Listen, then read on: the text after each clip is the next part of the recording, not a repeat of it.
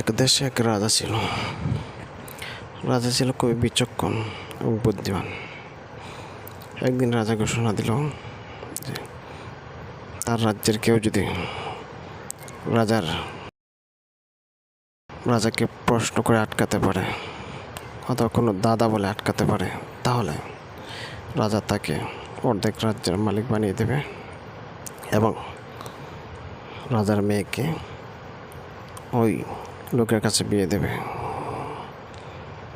তখন ওই রাজ্যে ঘোষণা দেওয়া মাত্রই হাজার হাজার মানুষ রাজাকে এসে বিভিন্ন ধরনের প্রশ্ন করলো, বিভিন্ন ধরনের দাদা বলল, কিন্তু রাজা তো নিমেষেই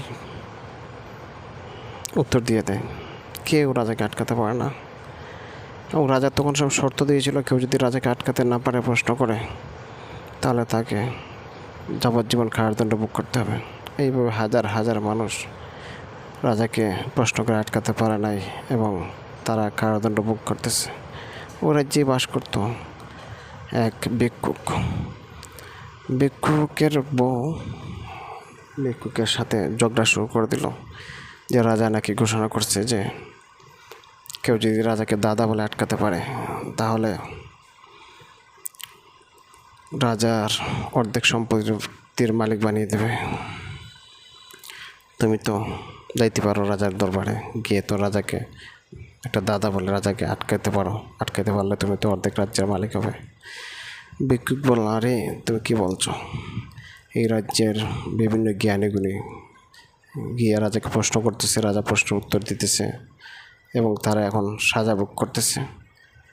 বিভিন্ন কবি, বিভিন্ন জ্ঞানী ধনী ব্যক্তি যারা আছে তারা সাজা ভোগ করছে। আমি কীভাবে রাজাকে প্রশ্ন করে আটকাবো আর দাদা বলে আটকাবো? এটা কি সম্ভব? ভিক্ষুকের স্ত্রীগুলো তার সাথে এক প্রকার ঝগড়াই শুরু করে দিল।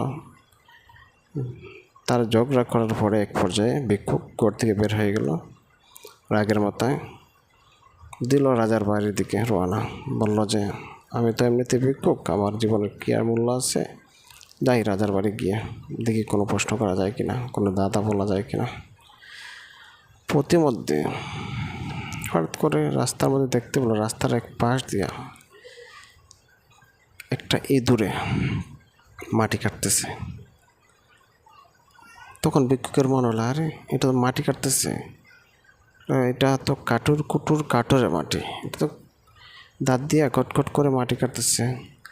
তো ভিক্ষুক বলে, আরে আমি তো এই দাদারা বলতে পারি রাজাকে যে কাটুরে মাটি, এই দাদার উত্তর কি? তো ভিক্ষুক আরও কিছু সময় গেল, রাস্তার মধ্যে আরও কিছুক্ষণ সময় যাওয়ার হঠাৎ করে দেখলো একটা শিয়াল দৌড়াচ্ছে, বারবার দৌড়াচ্ছে আর পেছন থেকে তাকাচ্ছে। এটাকে দেখে ফকির মনে মনে একটা জিনিস ভাবলো, যারে শিয়াল তো দৌড়াচ্ছে আর পেছন থেকে তাকাচ্ছে। আসলে তখন সে বলল যে তোমার পথে তুমি যাও, আমার পথে আমি যাই, তুমি কেন আমার দিকে বুলকায় যাও?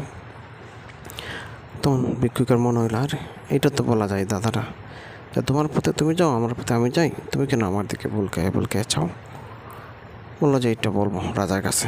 আরও কিছুক্ষণ যাইতে হঠাৎ করে দেখতে পেলো একটা মাঠের মধ্যে একটা গরু মরে আছে। এই গরুর কাছে যাওয়া মাত্রই এই মরা গরু কী করছে, লাফ দিয়ে উঠছে এই ভিক্ষুককে মারার জন্যে। তখন ভিক্ষুক বলল, আরে চমটি করো নাই রে, দাও, তুমি কেন আমাকে মারিতে চাও? তখন ভিক্ষুক মনে হলো যে আরে এই দাদারও তো বলতে পারি রাজার কাছে, চমটি করে নাই রে, দাও, তুমি কেন আমাকে মারিতে চাও? এইটাও রাজাকে বলবো। তো রাজার কাছে গেল, ভিক্ষুক গিয়ে বললো যে আমি 3টা দাদা জানি, আপনি যদি 3টা দাদার উত্তর দিতে পারেন তাহলে তো পারছেন, আমি সাজা নেব। আর যদি না দিতে পারেন তাহলে আপনি যে ওয়াদা করেছেন আপনি অর্ধেক রাজ্যের মালিক বানিয়ে দিবেন, আপনার মেয়েকে বিয়ে দিবেন। আমি 3টা দাদা নিয়ে আসছি। রাজা বলল, আরে পাগল, কত জ্ঞানী গুণীরা অনেক দাদা বলছে, আমি উত্তর দিয়ে দিচ্ছি, তুমি কি করে আমাকে আটকাতে পারবে? ভিক্ষুক বলল, আমার তো এমনি তো জীবনের কী মূল্য আছে, ভিক্ষা করে খাই, আমি 3টা দাদা নিয়ে আসছি। তখন রাজা বলল, ঠিক আছে, বলো তোমার দাদা কি? বলল, আমার প্রথম দাদা হচ্ছে কাটুরে মাটি, এটার উত্তর কি বলেন? রাজা বলল ঠিক আছে, দ্বিতীয়টা বল, আমি একসাথে তোমার তিনটার উত্তর দেব। বলল আমার দ্বিতীয়টা হচ্ছে, আমার পথে আমি যাই, তোমার পথে তুমি যাও, তুমি কেন আমার দিকে বুলকাইয়ে বুলকাইয়ে যাও? আচ্ছা, রাজা বলল ঠিক আছে, 3 নাম্বারটা বলো। বলল ভিক্ষুক বলল 3 নাম্বারটা হচ্ছে যে চামটি চুমটি করে নাইরে দাও, তুমি কেন আমাকে মারিতে চাও? রাজা বলল ঠিক আছে, তোমার দাদার উত্তর আগামীকালকে নিয়ে যাও, আমি আগামীকালকে উত্তর দেবো, তুমি একবার কালকে আইসো। তো ভিক্ষুক চলে গেল। রাত্রিবেলায় রাজা যখন ঘুমাইতে যাচ্ছিল, তখন হঠাৎ করে রাজার মনে হলো যারে ভিক্ষুক তো 3টা দাদা দিয়েছিল। তখন সময়ে রাজার বাড়িতে একটা চোর আসলো। আসার পরে বাইরে থেকে মাটি করতেছে। রাজার বাড়িতে ঘরের ভিতরে ঢুকবে, ঢোকার পরে স্বর্ণালঙ্কার নিয়ে যাবে এই উদ্দেশ্যে।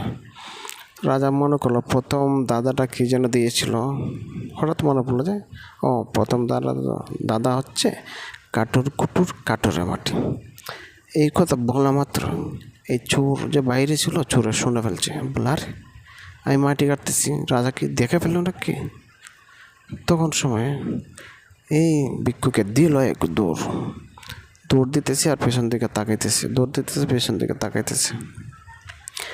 আবার রাজার মনে হইলো, আরে দ্বিতীয় প্রশ্নটা দাদাটা কি যেন দিল, আচ্ছা এটা হচ্ছে যে আমার পথে আমি যাই, তোমার পথে তুমি যাও, তুমি কেন আমার দিকে বুলকায় বুলকায় যাও?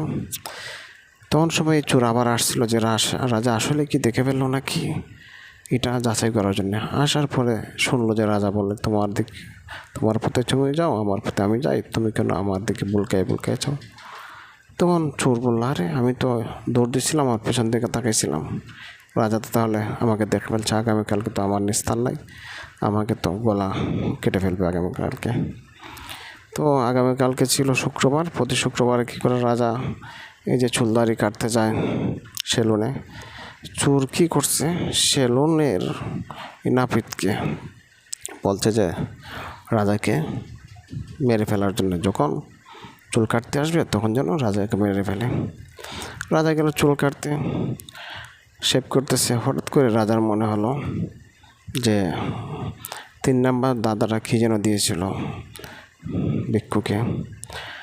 আর এদিকে সেলুনের নাপিত মানে কী যেন একটা পরিকল্পনা করতেছে যে কখন রাজার গলায় কী করবে, এই যে তার যে আছে না, এটা দিয়া গলাটা কেটে ফেলবে। হঠাৎ রাজার মনে হলো যে ভিক্ষুক তো বলছিল যে চামটি চুমটি করে নাইরে দাও, তুমি কেন আমাকে মারিতে চাও?